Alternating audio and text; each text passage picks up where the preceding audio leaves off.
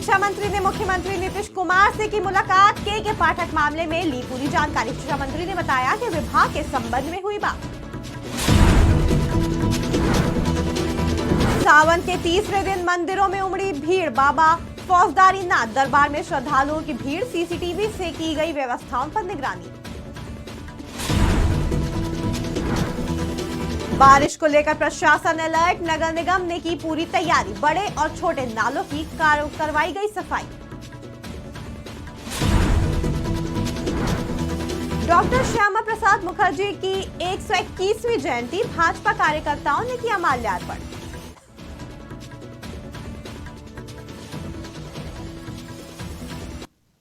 नमस्कार, आप देख रहे हैं आज की खबर। आपके साथ मैं हूं अफीफा मलिक। शिक्षा विभाग में विभागीय मंत्री चंद्रशेखर और विभागीय अपर मुख्य सचिव के पाठक के बीच पीठ पत्र को लेकर विवाद हो गया, जिसके बाद शिक्षा मंत्री चंद्रशेखर के तेवर ढीले पड़ते नजर आए। जब उनसे पूछा गया कि आपके और अपर मुख्य सचिव के बीच क्या विवाद है, तब वो मीडिया के सवालों से भागते हुए दिखाई दिए। चीजों को देखेंगे, समझेंगे, उसके बाद तो बोलेंगे। आप भाई इसी को तो समझना है ना, चीजों को समझेंगे ना। अब ये बात हम कैसे कर सकते हैं? चीजों को समझेंगे तो बताएंगे। दुमका में विश्व प्रसिद्ध श्रावणी मेला महोत्सव 2023 शुरू हो चुका है, जहां सावन के तीसरे दिन बाबा फौजदारी नाथ दरबार में श्रद्धालुओं की भारी भीड़ दिखाई दी। वहीं सुबह मंदिर के द्वार खोल दिए गए और श्रद्धालुओं ने जलार्पण शुरू किया। दूसरी ओर किसी कांवड़ियों को कोई दिक्कत न हो, इसलिए प्रशासन की ओर से स्वास्थ्य सुविधा उपलब्ध कराने के लिए मेडिकल कैंप भी बनाए गए हैं। लेकर के भागलपुर बस स्टैंड और भागलपुर बस स्टैंड से फिर पानी टंकी होते हुए नागनाथ चौक से शिवगंगा से हमारी रूट लाइनिंग रहेगी, जिस पर कि सभी श्रद्धालु पैदल आकर के जलार्पण कर सकेंगे और इस क्रम में शिवगंगा से जल भी ले सकेंगे। शिवगंगा के अंदर आने के बाद क्यू कॉम्प्लेक्स होते हुए संस्कार मंडप होते हुए मंदिर परिसर के अंदर एंट्री होगी और इस क्रम में नंदी चौक के अंदर से लेकर के और दर्शनिया टीकर के अंदर तक पूरी तरह से नो पार्किंग रहेगा और व्हीकल्स की एंट्री अलाउड नहीं होगी। बीच में जो हमारे हेल्थ के पोस्ट हैं वो सिंह द्वार निकास द्वार के पास है, संस्कार मंडप के पास है और इसके साथ साथ क्यू कॉम्प्लेक्स ओपी के पास भी है। लेकर के भागलपुर बस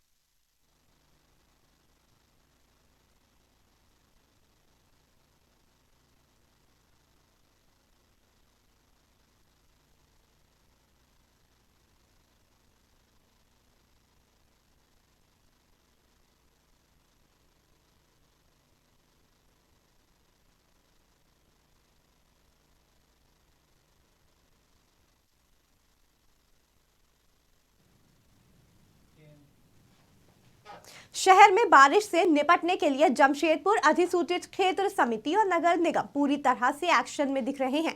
दोनों विभाग अपने अपने क्षेत्रों में बड़े और छोटे नालों की सफाई करवा रहे हैं, जिससे बारिश के समय बारिश और नाले का पानी जमा ना हो सके। बता दें, बरसात के समय लगातार ये काम जारी रहेगा। वहीं प्रशासन की तरफ से आम लोगों के लिए फोन नंबर भी जारी किया गया है, जिससे कहीं भी बारिश के समय पानी का जमाव हो या नाला ओवरफ्लो हो तो उसकी शिकायत तत्काल की जा सके। पहले से ही तत्पर हैं और हमारे यहाँ मुख्य नाली जो है, जो बड़े नाली है जिसकी पानी स्वर्णरेखा रिवर में जाती है, वो कुल 9 नाली है और सभी नाली के हम लोग एक दो बार पूरी तरह से सफाई करा चुके हैं और सफाई एक निरंतर प्रक्रिया है जो हमेशा ही करते रहना है। इस संदर्भ में हमारे विभागीय सचिव महोदय का भी डायरेक्शन प्राप्त हुआ था, जिला के उपायुक्त महोदय का डायरेक्शन प्राप्त हुआ था कि हर हाल में सभी नाली जो है मानसून के पहले क्लीन कर लिया जाए और इसी को ध्यान रखते हुए हम लोग ने अभी तक जो है जितनी भी नालियाँ हमारी हैं सभी नाली को हम लोग सफाई करा दिए हैं। अभी भी हम लोग का डे टू डे का काम है, हम लोग नियमित रूप से सफाई इसकी कराते रहते हैं। जैसा कि आपने देखा भी होगा 2-3 वर्षा भी हुई है, लेकिन कहीं भी मानपुर नगर निगम में आपको ओवरफ्लो या जाम जैसी स्थिति देखने को नहीं मिला होगा, क्योंकि हम लोग पहले से ही पर तत्पर हैं। नाली को साफ करने के लिए हम लोगों ने एक कार्य योजना तैयार किया है और मैंने इसको नालियों को 3 क्षेत्र में बांटा है। पूर्वी विधानसभा क्षेत्र में कितने नाले हैं, पश्चिमी में कितने नाले हैं और कुछ ऐसे नाले जिसको मैंने जिसको को बोला है साफ करने के लिए। तो पूर्वी विधानसभा क्षेत्र में 20 नाले को मैंने कैटेगराइज किया। उसके बाद पश्चिमी में 6 नाले हैं और 7 नाले ऐसे हैं जिसको मैंने जिसको को सफाई करने के लिए दिया है। तो ये 26 मई से मैंने ये कार्य प्रारंभ कर दिया है और तिथि भी मैंने निश्चित कर दी है कि इस तिथि तक आप इसको साफ सफाई करें। अगर कोई परेशानी हो तो आप मुझे बताएं। तो ये नाला काफ़ी अच्छा प्रगति चल रहा है, नाले की साफ सफाई, और करीब करीब 60% नाले की हम लोगों ने। भारतीय जनसंघ के संस्थापक प्रखर राष्ट्रवादी डॉक्टर श्यामा प्रसाद मुखर्जी की 121वीं जयंती के अवसर पर आयोजन किया गया। इस दौरान श्यामा प्रसाद मुखर्जी मार्केट कॉम्प्लेक्स में स्थापित उनकी आदमकद प्रतिमा पर भाजपा कार्यकर्ताओं ने माल्यार्पण कर उन्हें श्रद्धांजलि अर्पित कर नमन किया। इस कार्यक्रम के दौरान भाजपा जिला अध्यक्ष और निर्निमित नगर परिषद अध्यक्ष के साथ कई भाजपा कार्यकर्ता मौजूद रहे। जनसंघ के वरिष्ठ नेता संस्थापक रहे और भारतीय जनता पार्टी जिनके बीज मंत्र को लेकर विश्व की सबसे बड़ी पार्टी बनी है, ऐसे पुण्यात्मा डॉक्टर श्यामा प्रसाद मुखर्जी की आज जन्म जयंती पर भारतीय जनता पार्टी ने के कार्यकर्ताओं ने आज पाकुड़ में उनको श्रद्धांजलि अर्पित की। और जिन्होंने ये कहा था कि एक देश में 2 विधान 2 संविधान और 2 निशान नहीं चलेगा, और उसके विरोध में उन्होंने पूरे भारत को एकजुट किया और आज कश्मीर भारत का अभिन्न अंग बना है। तो भारतीय जनता पार्टी उनके उसी सिद्धांतों को लेकर कि राष्ट्र सर्वोपरि है, राष्ट्र से बड़ा कुछ नहीं है, कि बंगाल का एक युवक कश्मीर में जाकर शहीद होते हैं और ये पूरी दुनिया को एक सूत्र में ये पिरोने की कोशिश करते हैं। आज डॉक्टर श्यामा प्रसाद मुखर्जी जो भारतीय जनसंघ के संस्थापक रहे और भारत माता के सच्चे सपूत, जिन्होंने देश और देश की एकता और अखंडता के लिए अपने को उत्सर्ग कर दिया, ऐसे महान पुरुष का हम आज जयंती मना रहे हैं। और इस अवसर पर सबसे पहले हम डॉक्टर श्यामा प्रसाद मुखर्जी के चरणों में अपना शीश झुकाते हुए सब नमन करते हैं और सभी देशवासियों को अपने भारतीय जनता पार्टी का।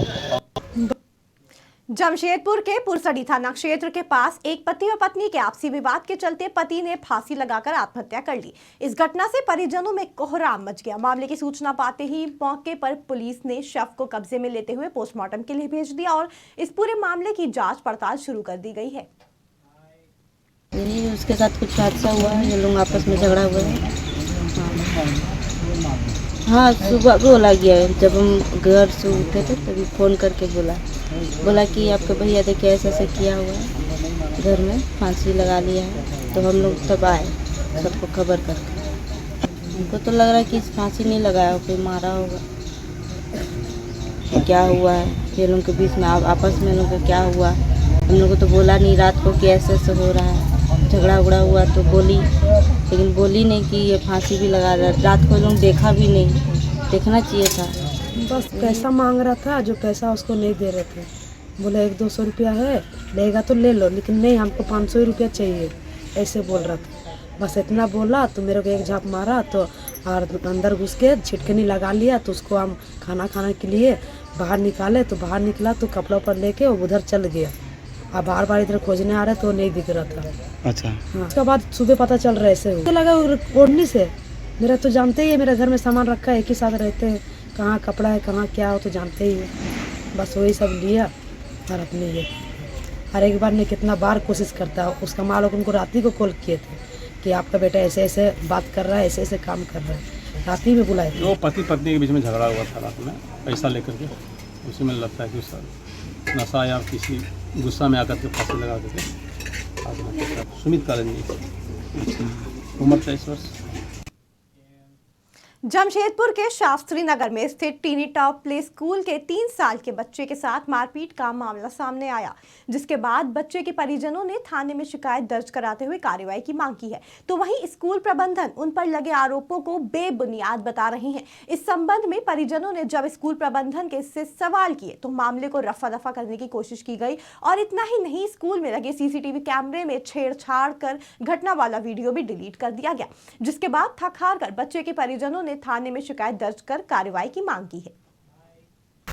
इनका मामला क्या था कि 3 दिन 4 दिन पहले की बात है। इनका बच्चा एक मतलब शायद यूनिफॉर्म से ही वो धागा निकला होगा और धागा लेके ओठ के पास ऐसे ऐसे कर रहा था वो। तो हमारी टीचर ने उनको बस ऐसे किया और ऐसे सर पे ऐसे करके बोला, बेटा मत वो करो, तुम्हारा ओठ कट जाएगा, ठीक है। तो वो जब छुट्टी का टाइम हुआ तो उनके पेरेंट्स आए तो वो बच्चा बोला कि मम्मी टीचर हमको मारी है। तो वो जब मारी है बोला तो वो टीचर भी उनको बोली कि आपका बच्चा ना धागा लेके ऐसे ऐसे कर रहा था, ओट कट जाता। इसकी वजह से हम उसको बोले कि बेटा ऐसे करके बोले कि तुम मत करो, मतलब तुमको प्रॉब्लम हो जाएगा। ठीक है, यही बात हुआ था और कोई बात नहीं हुआ था। दूसरे दिन वो फिर मेरे को फ़ोन की। एक्साइज ने ट्रेंड लाइसेंस को लेकर छापेमारी की और छापेमारी कर उन लोगों को फाइन वसूला जिन पर लोगों ने ट्रेड लाइसेंस नहीं बनवाया था और बेधड़क दुकान चला रहे हैं। बता दें, एक्साइज द्वारा कई बार कैंप लगाया जा चुका है, जिसके बाद भी कई दुकानदारों ने इसे अनदेखा करते हुए ट्रेड लाइसेंस नहीं बनवाया।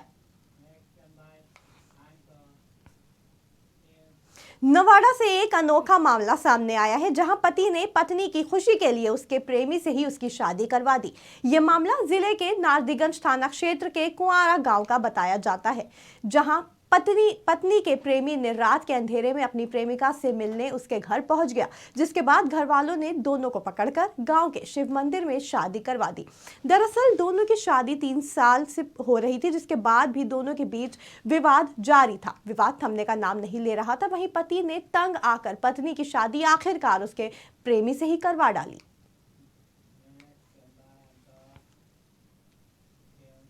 खबर पटना से है, जहां राजद सुप्रीमो लालू प्रसाद यादव दिल्ली रवाना हुए। इस दौरान उन्होंने जाते जाते प्रधानमंत्री नरेंद्र मोदी और भाजपा सरकार पर जोरदार हमला बोला। उन्होंने कहा कि वो दिल्ली अपना ब्लड टेस्ट कराने जा रहे हैं, लेकिन बिहार आने के बाद प्रधानमंत्री नरेंद्र मोदी पर भाजपा की विदाई की तैयारी करेंगे। हालांकि जब उनसे पूछा गया कि डिप्टी सीएम तेजस्वी यादव के खिलाफ सीबीआई ने चार्जशीट दाखिल की है, तो इस पर उन्होंने जवाब देने से इनकार कर दिया। खबर पटना से है, जहां शिक्षा मंत्री ने सीएम हाउस में मुख्यमंत्री नीतीश कुमार से मुलाकात की, जिसके बाद मामले में पूरी जानकारी ली गई। वहीं मुलाकात के बाद शिक्षा मंत्री ने बताया कि विभाग के संबंध में बात हुई और जिस मामले में आप जानकारी चाह रहे हैं, उस मामले की जानकारी मुख्यमंत्री नीतीश कुमार को दे दी गई है और इस पर जल्द ही निर्णय लिया जाएगा। वहीं बैठक में के पाठक भी मौजूद रहे। हल्ला उठाइए, ना शोर मचाइए। माननीय मुख्यमंत्री जी से इस संबंध में कोई वार्ता नहीं हुई है। माननीय मुख्यमंत्री जी से मिलकर के मैं आया, विभाग की प्रगति के बारे में बोला है और जो जिस विषय में आप लोग कहना चाह रहे हैं उसको देख रहे हैं, समीक्षा कर रहे हैं, जो उचित कदम। बिहार और झारखंड की खबरों में फिलहाल इतना ही। जुड़े रहें आज की खबर के साथ ताजा तरीन खबरों के लिए।